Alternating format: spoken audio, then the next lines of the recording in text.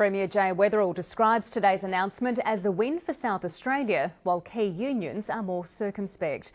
There's broad agreement the future frigates won't avoid the so-called Valley of Death between major defence projects, and business warns the state will still face short-term job pain as manufacturing shrinks. Simon Royal reports. More ships ahoy. But still there's no missing the Valley of Death dead ahead. No avoiding it completely, but in fact we've already entered it. It's the gap between current projects like the air warfare destroyers and the start of new ones. Jobs have already disappeared and today's announcements have been broadly welcomed. Look, I'm just happy that we have a win for South Australia. We think the power of the argument is what has carried the day here.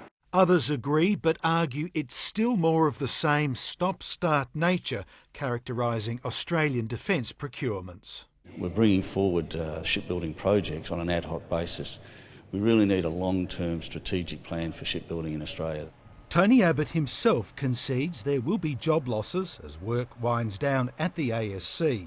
Defence Teaming SA says that could be softened both here and in Melbourne if the federal government scrapped plans to build supply replenishment ships overseas.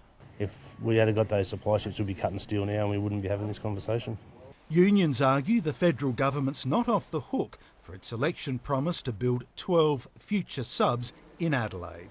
We still call on the government to honour its commitment in building submarines here in South Australia. If it's not a valley of death, it's death by 1,000 cuts.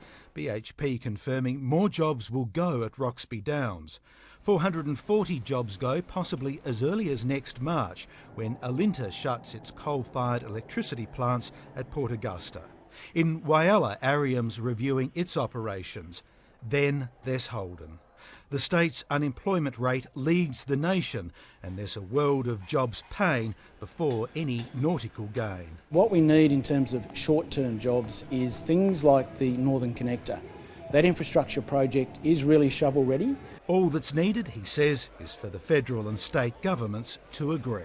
Simon Royal, ABC News, Adelaide.